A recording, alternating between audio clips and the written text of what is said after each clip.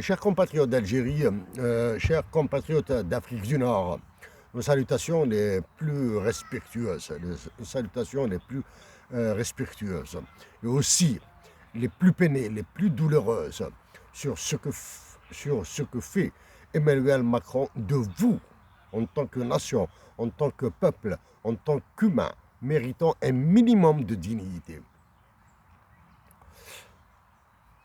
Chers compatriotes d'Afrique du Nord, en parlant de l'Afrique du Nord, nous parlons de l'Algérie, la Tunisie, le Maroc, le Sahara occidental, la Mauritanie, le Mali, le Niger, le Tchad, le Burkina Faso, la République centrafricaine. Nous avons décidé d'inclure la République centrafricaine dans la mesure où elle constitue actuellement l'un des points de vulnérabilité de l'Afrique colonisée par Emmanuel Macron, parmi les plus sensibles. Sans être le plus sensible, la République centrafricaine demeure un point extrêmement fragile. Avant de reparler une énième fois des ravages, de l'état de sévrage dans lequel le roi de France et de ses colonies africaines, le mégalomane président Emmanuel Macron, a mis les nations d'Algérie, de Tunisie, du Maroc, du Sahara occidental, de la Mauritanie, du Tchad, du Niger, du Burkina Faso et de la République centrafricaine. Nous commencerons d'abord par notre pays, l'Algérie. Nous sommes certains que l'Algérie est l'unique État, entre guillemets, qui dispose de toutes les institutions qualifiant l'Algérie de membres à part entière de la Société des États. Vulgairement dit, qui font de l'Algérie un membre de la Société publique internationale. Ça, c'est en apparence. Nous préférons commencer par les ravages que subissent les Algériens, avant de passer aux ravages encore pires que subissent les nations du Mali, du Niger, du Tchad, de la République centrafricaine et du Burkina Faso. La Tunisie est dans une situation quasi dramatique. Le Maroc, même s'il présente une certaine paix sociale, une certaine paix politique, il est dans une situation aussi désastreuse que l'Algérie.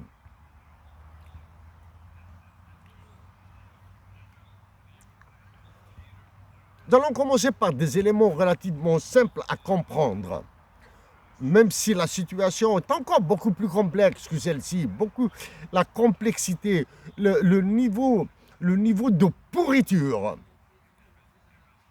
a atteint le dernier chromosome de l'Algérie.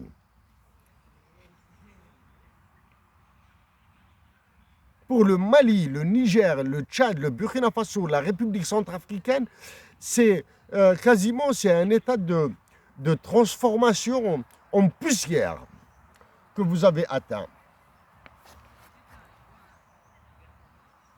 En Algérie, le dernier cauchemar de l'Algérie,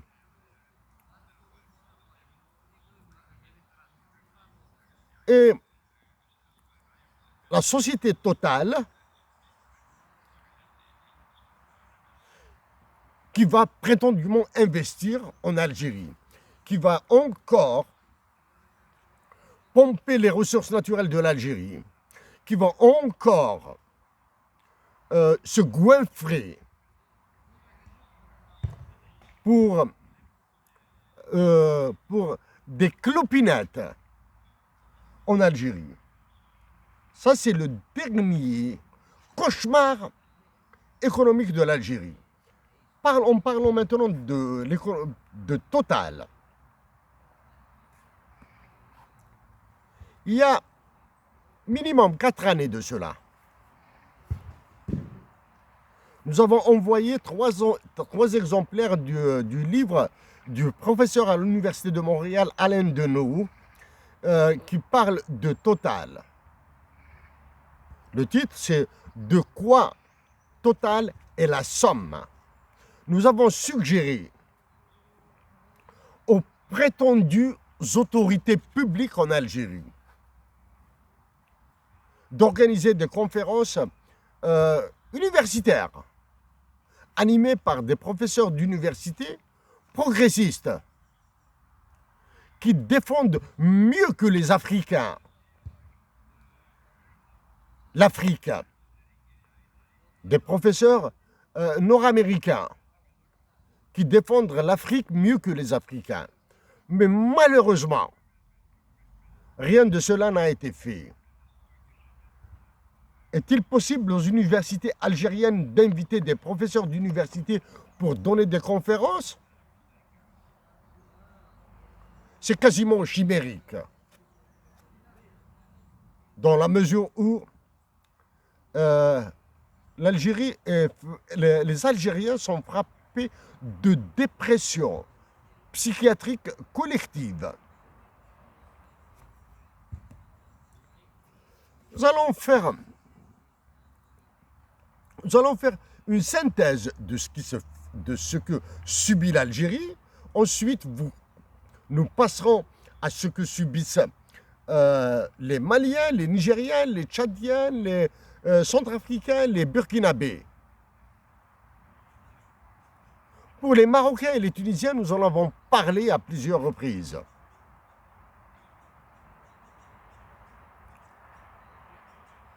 En Algérie, une série de lois rédigées et imposées par le Fonds monétaire international et la Banque mondiale ont été soi-disant votées par des assemblées croupions, assemblées de députés et de sénateurs, des assemblées vraiment croupions. Si l'ambiance courante est au blâme de la nation algérienne, c'est prétendu, ces faux dévots de la nation sont en train de vendre l'Algérie. S'ils ont décidé de vendre leurs âmes au diable, ce sont leurs propriétés privées. Qu'ils en fassent ce qu'ils veulent. Mais vendre collectivement l'âme de la patrie Algérie relève de la lâcheté, relève de la trahison, relève de la forfaiture. Les mots sont faciles à prononcer. Essayons de voir maintenant le pourquoi et le comment de cela. En Algérie, ce qui est censé être la présidence de la République algérienne est devenue la conciergerie d'Emmanuel Macron. Le concierge en chef d'Emmanuel Macron en Algérie partira bientôt en Chine. En Algérie, l'état-major de l'armée qui est censé donner l'exemple de patriotisme, de défense de la patrie, est devenu une officine de soldats sans grade au pied d'Emmanuel Macron.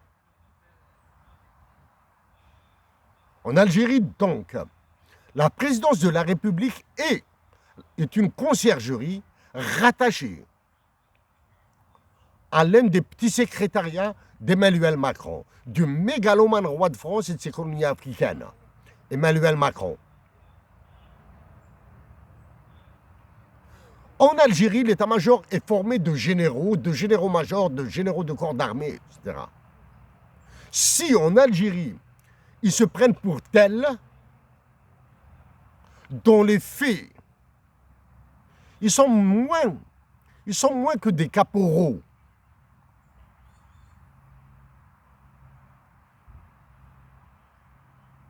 Ils sont des hommes de troupe au service d'Emmanuel Macron.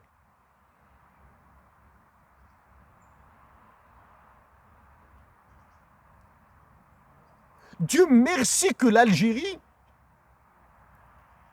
est beaucoup plus large que la conciergerie d'Al-Mouradia, que l'état-major de Enaja.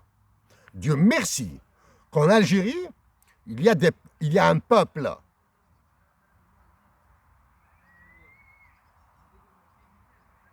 qui est formé aussi de patriotes, d'hommes et de femmes dignes d'être des Algériens.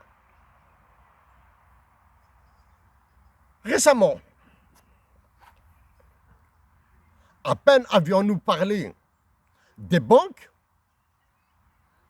qu'une loi dite loi monétaire et bancaire est tombée sur les Algériens.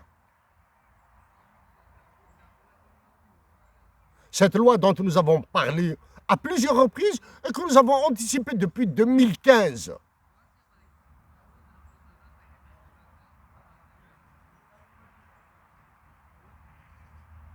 Toute la batterie de lois qui s'est abattue sur l'Algérie et celles qui vont s'abattre sur l'Algérie, nous les avons anticipées en 2015, 2016, 2017 et 2018 pour l'essentiel des lois. Reste d'autres lois qui vont venir. Ce sont des lois qui ont été rédigées par le FMI et la Banque mondiale, des lois dont la consistance, dont la teneur, dont la texture rédactionnelle relève d'une littérature pour enfants de maternelle. Pour enfants de maternelle. Parmi les décisions annoncées, elles ont été annoncées surtout par l'occupant de la conciergerie de Macron en Algérie. L'occupant de la conciergerie, nous rappelons que la conciergerie de Macron en Algérie fait office de présidence de la République. Il s'agit de la privatisation des banques publiques. S'il vous plaît, certaines personnes, certains journalistes qui voudraient s'amuser, certains économistes du FMI surtout en Algérie, qui voudraient s'amuser à jouer sur les mots avec nous, qui s'abstiennent. Donc l'une des décisions prétendument endossée par celui qui occupe la conciergerie d'Emmanuel Macron en Algérie et la privatisation des banques publiques en Algérie.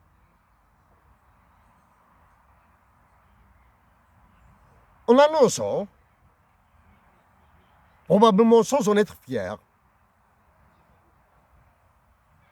parce qu'il sait qu'il est une toute petite marionnette sans âme. Prétendument assumé par les députés, les sénateurs et surtout avec le quitus des soldats d'Emmanuel Macron en Algérie qui sont des généraux. Ça c'est un minimum. Le minimum législatif dont nous parlons. D'un autre côté, même si nous sommes parmi les premiers à avoir parlé de l'obligatoire introduction de l'anglais dans le cursus universitaire, le procédé opéré en Algérie relève de la connerie, il relève de l'ânerie.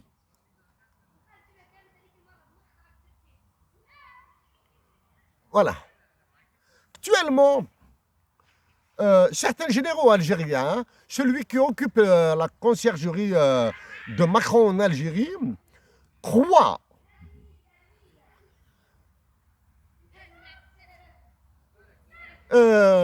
qu'il maîtrise la situation, qu'il domine les Algériens. Actuellement, nous supplions les Algériens de demeurer pacifiques, de résister, d'être résilients.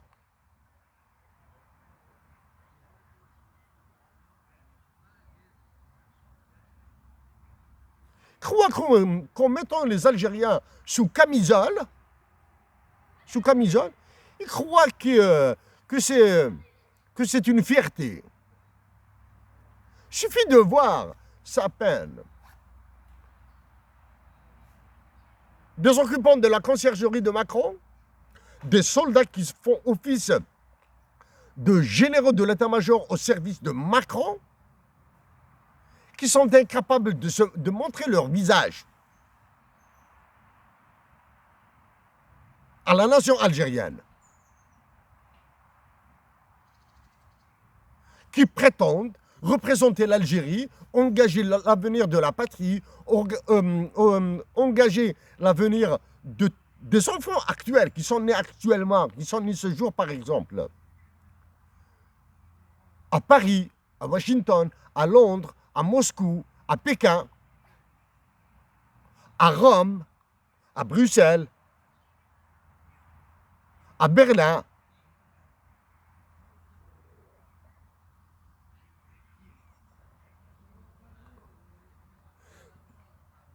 S'il est parmi les images les plus horribles que fournit l'Algérie au monde, c'est sa représentation à l'étranger. Que ce soit par l'une des diplomaties les plus débiles,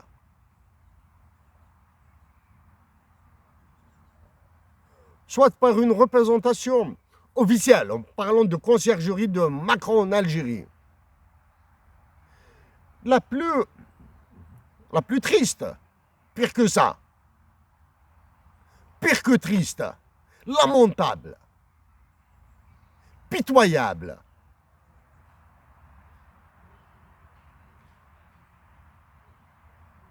L'Algérie étant une dictature militaire, une dictature qui se régénère comme un sphinx.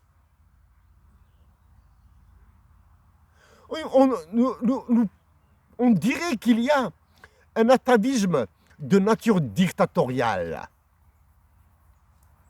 qui se régénère facilement en Algérie.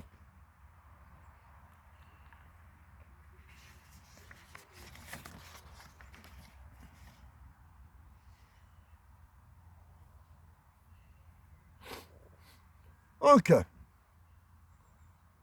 cette somme, un système législatif, une conciergerie de Macron et de l'OTAN, des généraux qui sont en fait moins que des soldats au service de l'OTAN.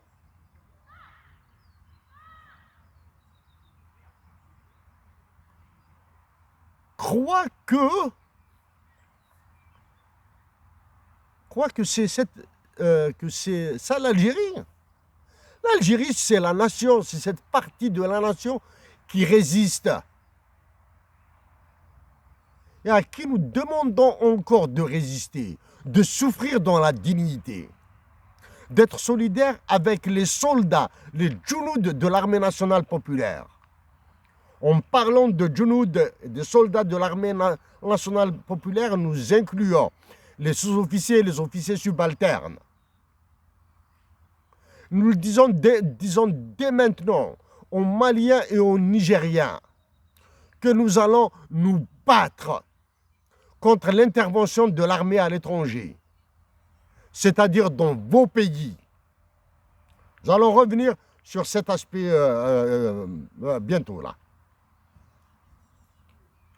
La dernière insulte qu'a subi la révolution algérienne, dans sa globalité, la dernière insulte qu'a subi la guerre de libération nationale, qui est l'ultime phase de la révolution algérienne, a eu lieu le 4 juillet 2023.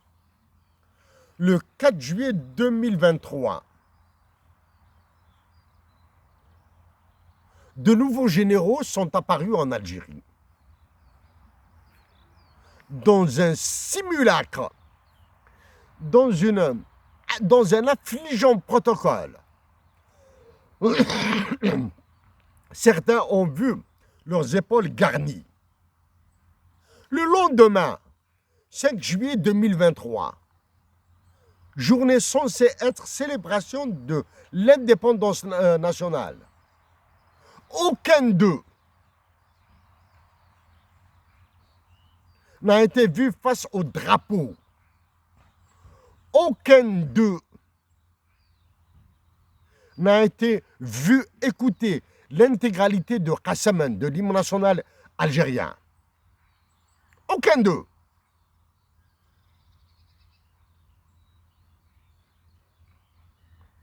Actuellement, si la réputation des pays africains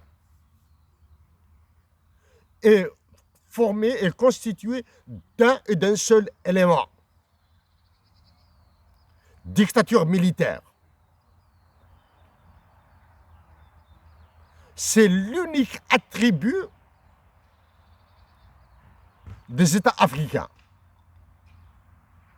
L'unique attribut partagé. Dictature militaire. Cet attribut leur fait partager aussi les conséquences de vie sous une dictature militaire. Délabrement politique, délabrement économique, délabrement social, écrasement des peuples. Ce sont les conséquences d'une dictature militaire. Aussi pour les éléments. Certaines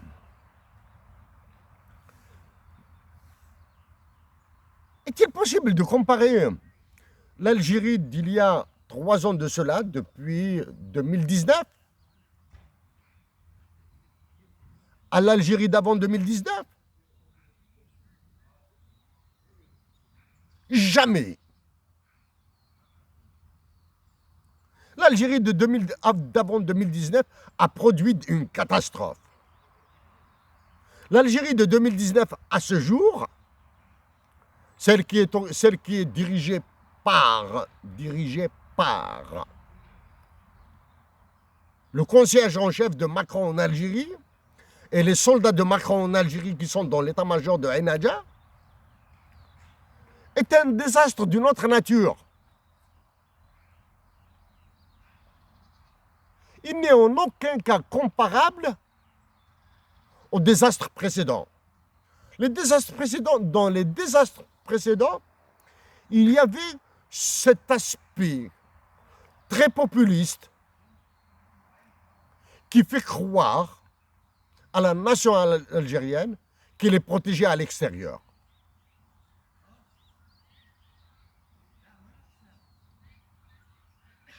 Récemment, le roi de France et ses colonies africaines et ses sbires français, quand nous parlons des sbires français d'Emmanuel Macron, nous pensons à tous ces journalistes, accessoirement, à des bonhommes comme Éric Zemmour et au plus grand imbécile, au plus grand crétin, au plus grand idiot qui est Xavier Drioncourt, ancien ambassadeur de France en Algérie. En écoutant probablement une dizaine de mots de ce sieur-là. Quelle tristesse, tristesse, quel niveau de tristesse a été atteint par les politiques français, par les diplomates français. L'ambassadeur, l'ancien ambassadeur de France en Algérie, Xavier Driancourt, c'est vraiment un joyau.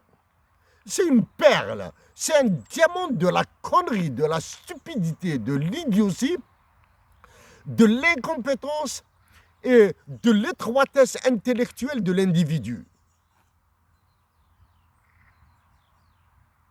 Si Emmanuel Macron s'accorde le droit pour des raisons, pour des motifs populistes, de dire des conneries concernant l'Algérie, il est dans une logique claire et très efficace actuellement. Emmanuel Macron s'accorde le luxe, tout président qu'il est, de dire des conneries, lui aussi, en faisant endosser la responsabilité de son américanisation forcenée de la France à la guerre d'Algérie, aux Algériens résidant en France, aux Français au motif qu'ils ont qui sont d'extraction algérienne. La France est étranglée. La France est devenue un petit pays. Emmanuel Macron se préparant pour un troisième mandat et voulant officialiser l'américanisation et l'anglo-saxonisation de la France, est en train d'allumer des brasiers en France. Qu'il allume autant de brasiers qu'il veuille. C'est son problème, c'est son affaire. La nation française a des ressorts pour rebondir. Mais malheureusement, actuellement, ces ressorts sont bloqués. Ils sont rouillés. Emmanuel Macron a réussi la merveille, celle d'avoir fait le vide autour de lui. Et en faisant le vide autour de lui, ceux qui décident en Algérie, surtout les militaires, les généraux de pacotille, les militaires du Niger, les militaires du Mali, les militaires du Tchad, les militaires de la République centrafricaine, les militaires du Burkina Faso, sont en train de faire de même. Ces dirigeants des pays, des colonies françaises en Afrique, que nous venons de citer, sont le top. Ils sont au sommet de l'indignité. Ils acceptent de réprimer, de torturer, d'envoyer en prison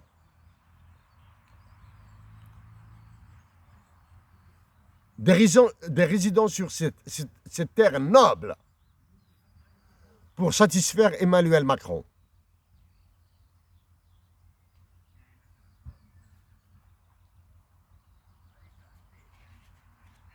Si nous avons parlé de processus législatif en Algérie, c'est-à-dire de l'Assemblée des députés, de l'Assemblée des sénateurs, du Congrès, d'un Congrès croupiant,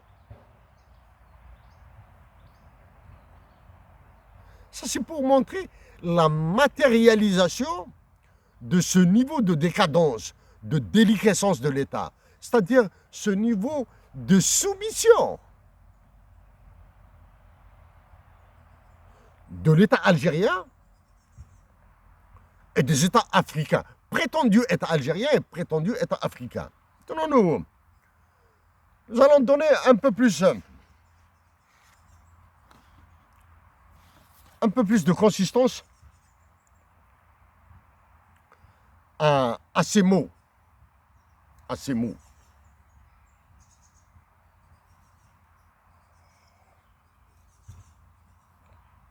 Maintenant que nous avons dit, que nous avons décrit globalement la situation en Algérie et en Afrique du Nord, Maintenant, nous allons aller un peu plus dans le détail. En Algérie, quelle est l'une des blessures de la nation algérienne? Ce sont les innocents qui sont en prison. Des innocents envoyés en prison par des généraux qui sont passés par la prison, qui ont été libérés et qui se retrouvent actuellement à des positions qui leur permettent d'envoyer d'autres Algériens en prison. Voici. C'est la même situation au Mali et au Niger.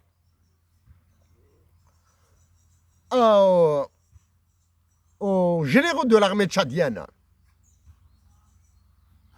et aux officiers, aux colonels généraux de l'armée malienne et nigérienne.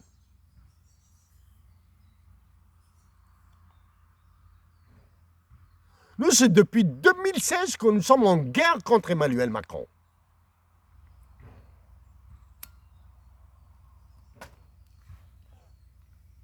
C'est depuis 2016 que nous sommes en guerre contre Emmanuel Macron. Nous savions où est-ce qu'il allait avec l'Algérie. Ce qu'il a fait maintenant avec le Mali, le Niger et le Tchad, la République centrafricaine et le Burkina Faso, c'est encore pire que ce qu'il fait en Algérie. Ce que fait Emmanuel Macron en Algérie est indescriptible. Chez vous, au Mali, au Niger, au Tchad, au Burkina Faso, République centrafricaine, il a transformé vos pays en enfer. L'Algérie est déjà un enfer. Les votes sont pires.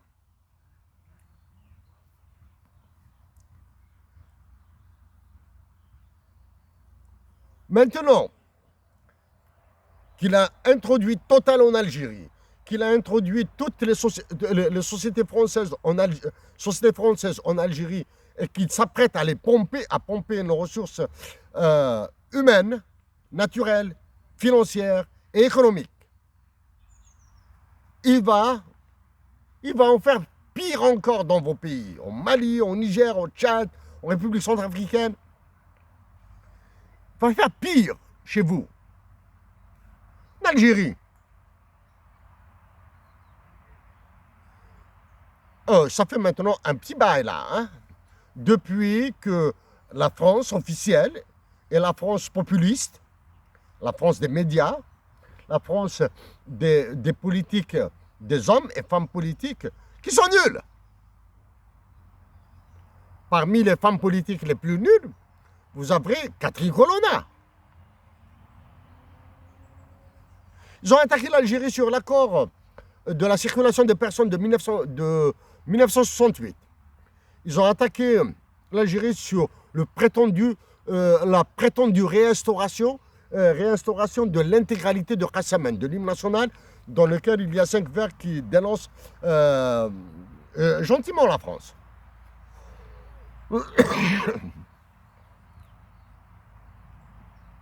Dans le silence honteux, même pas, dans le silence assumé de la soumission de celui qui est Al-Mouradia et des généraux qui sont à Aïnadja. Ils ont assumé leur silence, c'est-à-dire nous sommes au pied, nous sommes écrasés par Emmanuel Macron et nous sommes incapables de réagir.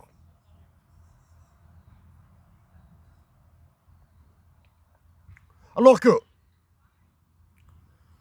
annuler le contrat sur les avions de chasse Rafale, de Dassault, annuler l'acquisition des sous-marins nucléaires, annuler l'acquisition des avions Airbus, geler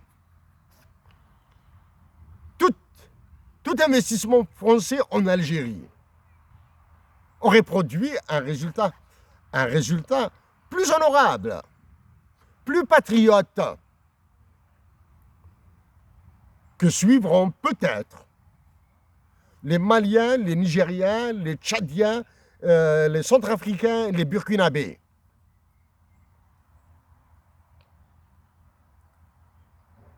Les militaires du Mali, du Niger, du Tchad, la République centrafricaine, du Burkina Faso, doivent ouvrir très très très grand leurs yeux.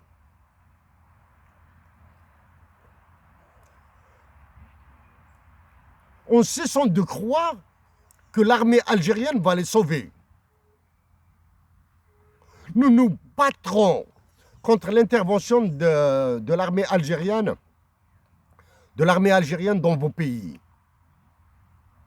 Il est hors de question pour nous que nos frères de l'armée algérienne soient de la chair à canon pour les intérêts français au Mali, au Niger, au Tchad, en République centrafricaine, au Burkina Faso. Il est hors de question pour nous de nous taire face à l'intervention des militaires algériens dans vos pays, une intervention qui coûtera des vies humaines, des vies tant algériennes que celles de de nos frères et sœurs du Mali, du Niger, du Tchad, de la République centrafricaine et du Burkina Faso. Il est hors de question de nous taire sur ça. Emmanuel Macron vous impose des constitutions, comme il l'a imposé à l'Algérie.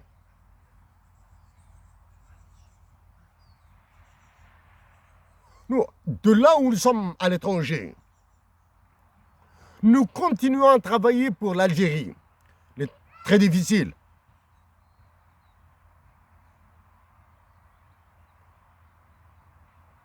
Là où nous adressons, nous trouvons des portes quasi fermées. Certaines, nous arrivons à les entrouvrir. D'autres, elles demeurent bloquées.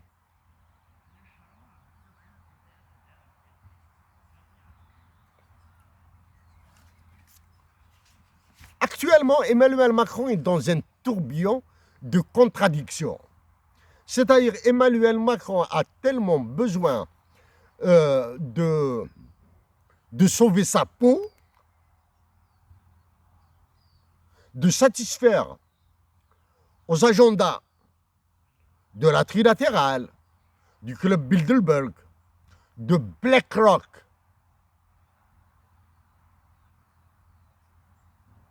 de faire plaisir aux Américains, même s'ils croient actuellement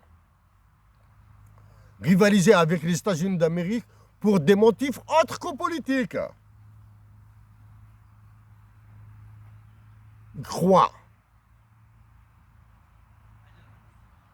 Les néocons, les faucons américains, les conservateurs américains, lui feront boire le calice jusqu'à la lie. Oui, c'est vrai que le plus francophile des diplomates américains, c'est l'actuel secrétaire d'État américain, Anthony Blinken.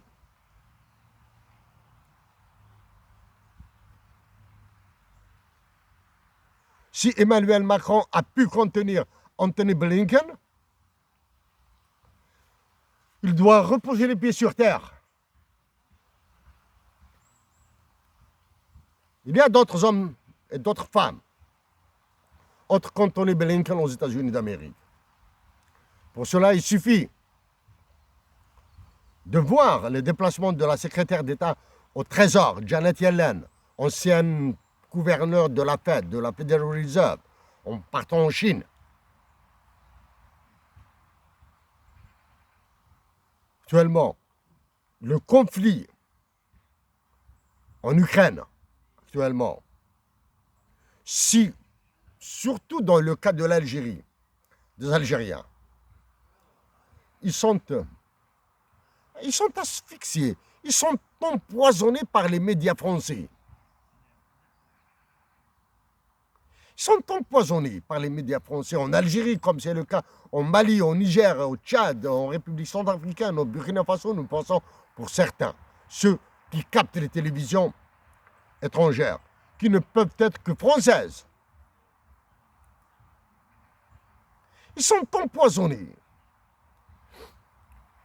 Quand vous suivez certains plateaux de télévision françaises, nous nous demandons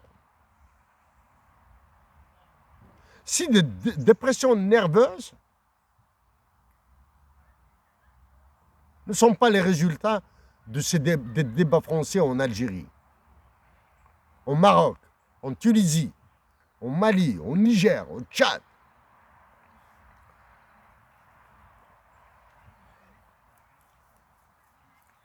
Les militaires au plus haut sommet de l'État du Tchad,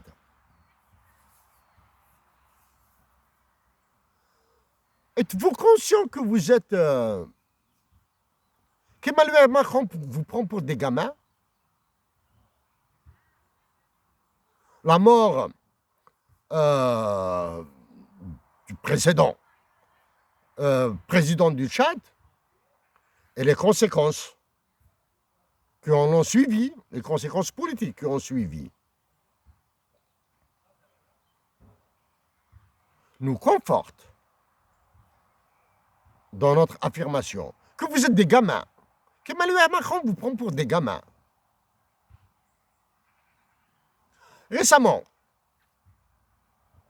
hier ou avant-hier, hier c'est quoi là? Mardi et lundi, des organisations terroristes complètement manipulées par Macron, au service de Macron, nous le répétons, la CEDEAO, la communauté économique des États de l'Afrique de l'Ouest, l'Union économique et monétaire ouest-africaine, l'Union monétaire ouest-africaine, nous le répétons, sont des organisations terroristes dans lesquelles siègent des chefs d'État.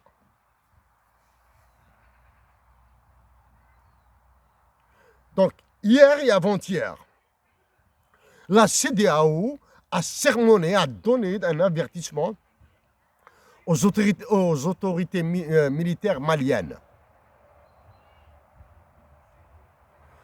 pour qu'ils assurent pour la fin de la transition et le retour à un fonctionnement normal du Mali, du Niger. Monsieur Goïta, Monsieur Bazoum, le général chef de l'État, le fils d'Idriss Déby au Tchad. Croyez-vous au retour du fonctionnement normal de vos États? Bon, d'abord, si nous sommes d'accord que le fonctionnement normal du Mali, du Niger, du Tchad, de la République centrafricaine, du Burkina Faso, et le fonctionnement qui permet à Emmanuel Macron de maintenir la France comme sanction. Ça, oui. La CEDEAO, l'UEMOA est dans son rôle. Nous disons à toutes les nations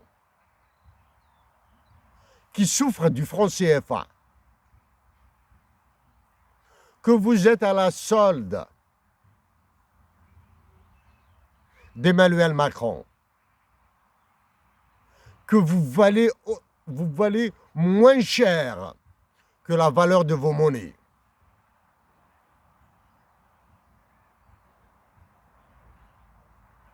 Nous vous le disons, si vous, pour des raisons de peur politique, de peur d'être emprisonné, de peur d'être assassiné, vous manquez de cran, de courage, de dire que la CEDEAO, que l'UEMOA, que l'UMOA sont des organisations terroristes, nous comprenons. Mais en comprenant, il faudra que vous acceptiez d'être des esclaves, d'être des moins que rien. Pour notre part, nous défions tous les chefs d'État qui siègent au niveau de la CEDEAO, qui siègent au niveau de l'Union économique monétaire ouest-africaine, qui siègent au niveau de l'UMOA. Nous les défions de nous attaquer en justice. importe le tribunal où ils déposeront plainte. Ils ont Genève, ils ont Londres, ils ont Washington, ils ont New York, ils ont Moscou s'ils veulent, ils ont Pékin. Non, en parlant de Pékin maintenant. Celui qui occupe la conciergerie d'Emmanuel Macron en Algérie va partir en Chine. C'est une impression que nous avons. Il y a cette impression dans notre tête qui nous fait dire que les Algériens et les Africains prennent le président de la Chine pour un bisounours, pour un ange, qui est là pour les aider. Les aider pour l'amour de Dieu. Le président de la Chine est un dur. Il est aussi dur que le président de la Fédération de Russie. Mais il est moins machiavélique qu'Emmanuel Macron. La Chine a fait plier des puissances. Le président de la Chine est en train de faire voir de toutes les couleurs au Canada. Le président de la Chine est en train de faire de la vie politique américaine un cauchemar. Bien sûr, les Américains réagiront.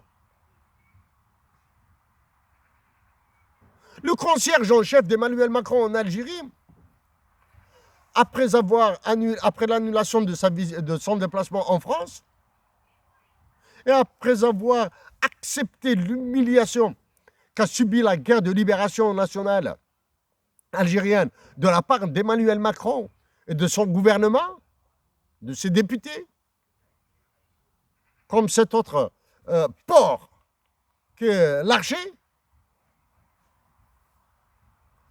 et l'Algérie avec des attachés défense et attachés militaires, des ambassadeurs dans tous les pays de l'OTAN, qui préfèrent bien sûr se taire et garder leur poste, garder leurs avantages, garder leur nationalité éventuellement. Donc le concierge en chef d'Emmanuel Macron en Algérie va partir en Chine. Le président de la Chine et les officiels chinois vont le dépecer en moins de 10 minutes.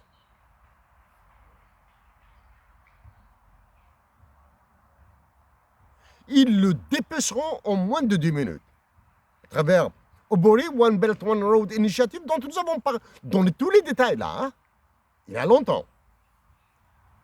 En lui rappelant le port de Ténès en Algérie, méga projet qui a été bloqué par l'actuel exécutant de Macron en Algérie et qu'il est obligé de relancer.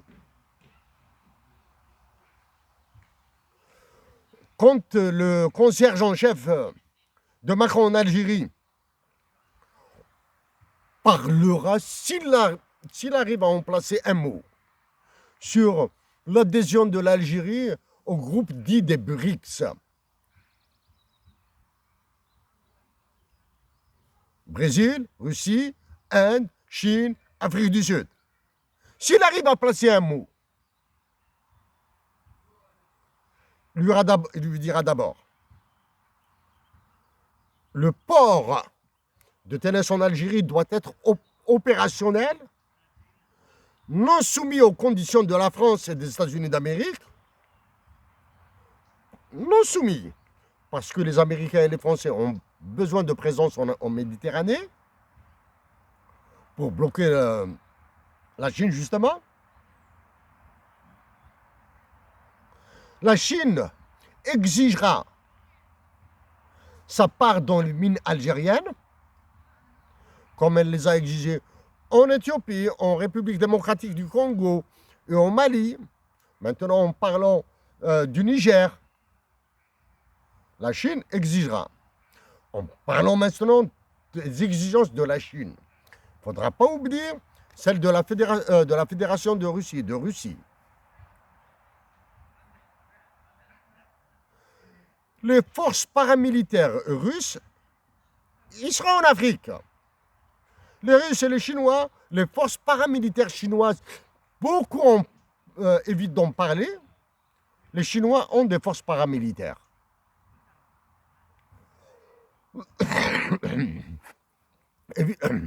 Donc, les forces paramilitaires chinoises, russes, resteront en Afrique. Et vous, les Africains, qu'est-ce qui vous restera? Vos souffrances à additionner, accumuler. Pourquoi? Parce qu'il y a les conditions climatiques, la météorologie, point de pluie, point d'eau, donc point de blé, donc point de nourriture. Vos ressources naturelles bradées pour la France, donc avec une monnaie criminelle, donc il vous est impossible d'acheter des médicaments. Donc l'Afrique, en parlant maintenant de la Tunisie, de l'Algérie et du Maroc, du Mali, du Niger et du Tchad, de la République centrafricaine, du Burkina Faso, vous avez un avenir sombre, noir, en continuant à écraser vos peuples. Le meilleur instrument, dernier événement international, la MINUSMA, la mission des Nations Unies pour la stabilisation du Mali, a plié bagages du Mali. Un coup cousu de fil blanc par la France pour mettre toute l'Afrique du Nord, pour attiser encore plus le brasier entre le Mali, le Niger et l'Algérie. En face de ça, vous avez un comité d'état-major militaire, comité d'état-major opérationnel conjoint formé de nullards, d'incompétents, d'antipatriotes. Si vous êtes nul, si vous êtes incompétent, il y a une solution. Mais si vous êtes des antipatriotes, il n'y a pas de solution pour vos peuples.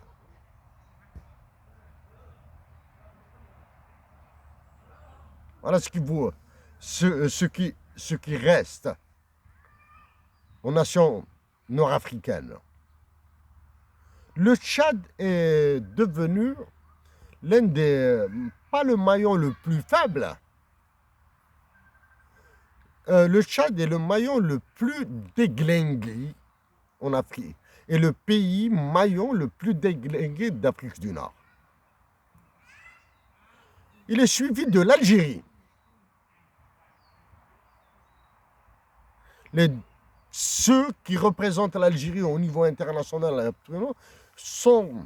prennent leur nombrilisme pour une force, alors qu'ils doivent reposer les pieds sur terre.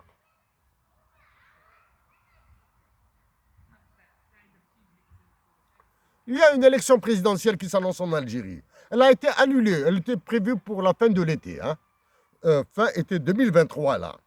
L'annulation de la visite du concierge en chef d'Emmanuel Macron en Algérie en France, l'annulation de la visite en France, a fait annuler l'annonce de l'élection présidentielle.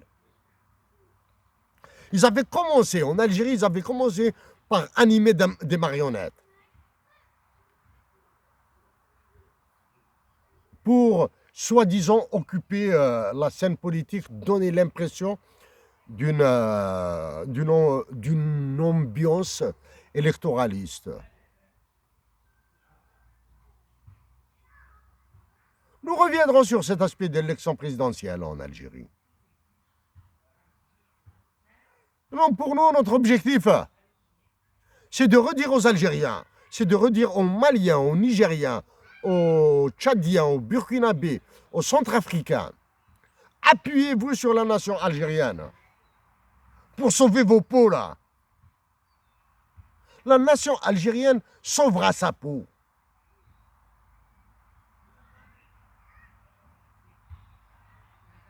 même si elle est sous le feu de toutes les critiques, la nation algérienne sauvera sa peau. Même si actuellement elle traverse un moment d'un abattement des plus complets, hein, d'une démoralisation des plus complètes. Pour preuve, la communauté algérienne qui est silencieuse en France, un silence qui est compréhensible, bien sûr. La précarité sociale, cette droitisation fasciste de la France,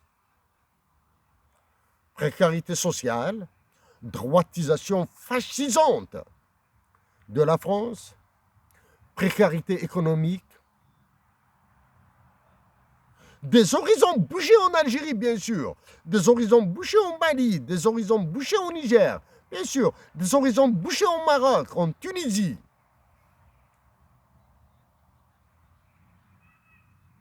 Sûr. Actuellement, les élites universitaires d'origine africaine, d'extraction africaine, sont silencieuses en France, sont incapables de s'exprimer. Oui, c'est sûr que nous sommes prêts à venir en France et en parler. C'est plus de 4 fois que nous avons dit à Emmanuel Macron, roi de France et de ses colonies africaines, que nous sommes prêts à le rencontrer.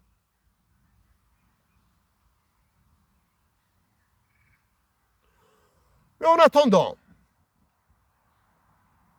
nous ferons tout pour lui faire battre les pattes en Algérie.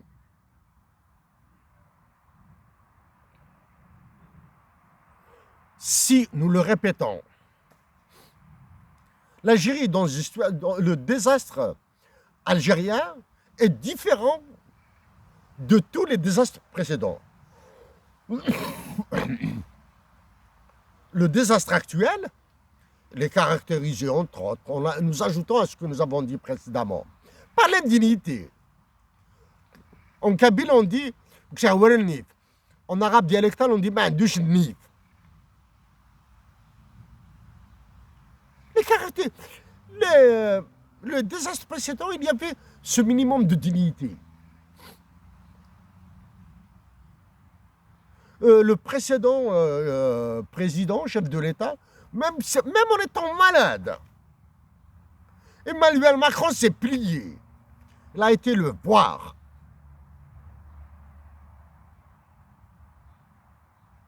De temps en temps, il y a comme ça.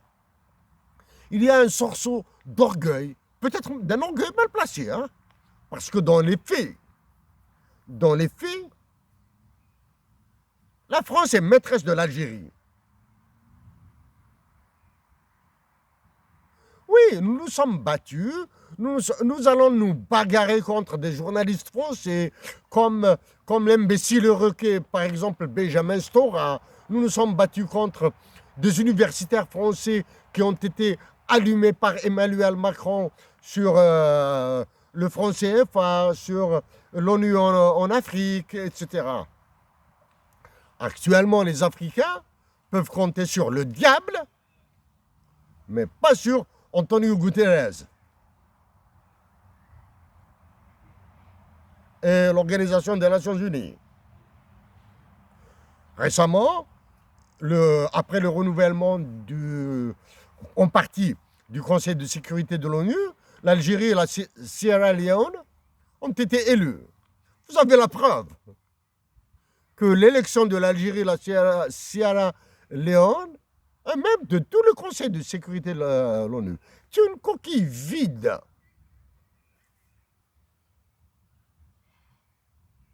C'est une coquille vide. Chers compatriotes d'Algérie, chers compatriotes d'Afrique du Nord, l'exil est douloureux. Il est vraiment douloureux.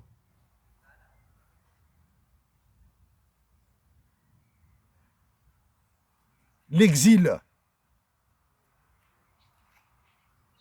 nous fait penser à l'assassinat de Thomas Sankara du Burkina Faso. C'est l'exil. L'exil nous fait penser à la mort en détention de Modibo Keïta qui a tenté de sauver le Mali en le dotant d'une monnaie.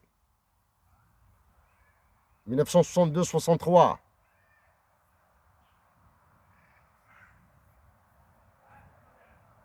L'exil nous fait penser à l'assassinat de Laurence Matoub. L'exil nous fait penser à l'assassinat cardiaque de Hussein Aït Ahmed et d'autres. Hussein Aït Ahmed a été victime d'un assassinat particulier. Ils ont assassiné son cœur. Ils n'ont pas assassiné la personne. Ils n'ont pas tiré sur la personne. Hussein Aït Ahmed est parti avec un cœur blanc, mais un cœur qui saigne.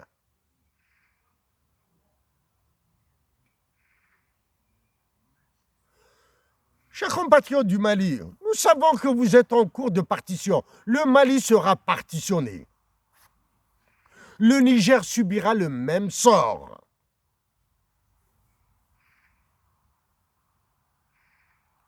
Le Tchad est dans un processus encore plus machiavélique, parce que c'est un processus qui réglera les problèmes de la France sur 50 ans, sur 75 ans. En Algérie, ce qui se passe à Tizi Ouzou et en Kabylie en particulier relève des meilleures prouesses des plus grands diables. Tizi Ouzou continue à être le foyer, un foyer thermomètre pour le maintien des généraux et de leur relais en Algérie.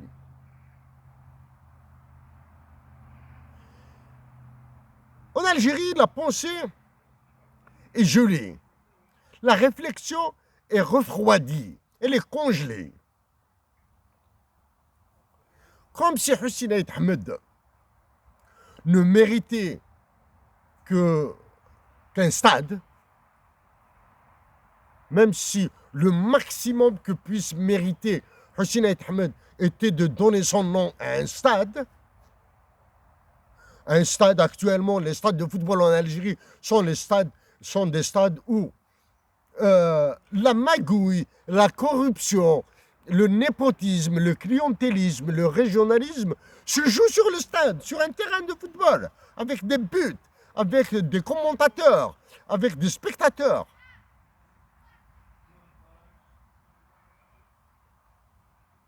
Tizi Ouzou, l'unique mérite pour Hussein Aït Ahmed est d'avoir un stade à son nom. À Tizi Ouzou, l'unique mérite de Lounas Matoub est d'avoir existé. Et on commémore l'assassinat de la vérité sur sa mort. Il est impossible aux Algériens de penser que Hussein Aït Ahmed mérite une université en son nom.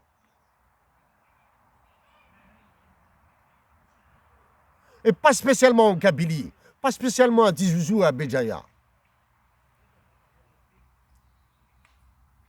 Oui, dans tous les centres universitaires algériens, dire université algérienne c'est trop, dans tous les centres universitaires algériens, oui, des départements, des amphithéâtres doivent porter le nom de Hussein Aït Ahmed, de Lounas Matoub, de Mohamed Boudiaf, de Khidr, de Alim Sili. Comment se fait-il qu'en Algérie, il a été décidé de baptiser le nouveau stade de Tizi Ouzou du nom de Hussein Ait Ahmed. Sans aucune discussion, sans aucun débat, sans aucune possibilité de choix.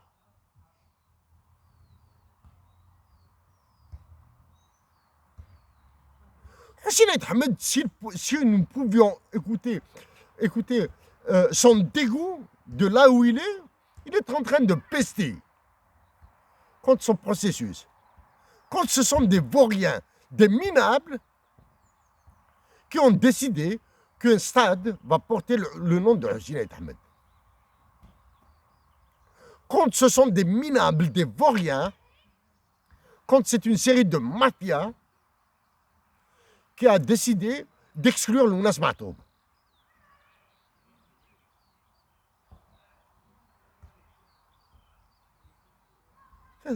À quand des débats passionnés, passionnels et passionnants sur ces sujets. Pas parce qu'un général qui ne comprend absolument rien à ce qu'il dit, à ce qu'il écrit, à ce qu'il fait, puisse décider du nom de Hussein Ait Ahmed, de Mohamed Boudiab, de Lounas Matoub, de Karim Belkhassem, de Khidr, de Halim Sili. C'est une honte qu'en Algérie, point de place, point d'académie, point d'école militaire du nom de Halim Sili. C'est une honte pour le Mali, point d'université, point d'institution du nom de Modibo Keïta. Chers compatriotes d'Algérie, chers frères et sœurs d'Algérie, chers compatriotes africains,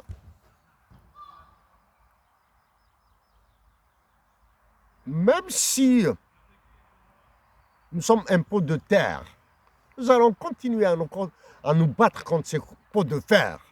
Les pots de fer qui sont visibles à travers le FMI, la Banque mondiale, à travers les États-Unis, le gouvernement fédéral des États-Unis, le gouvernement français, le gouvernement ultra-présidentiel français, qui sont en train d'activer en Algérie. Oui, nous savons.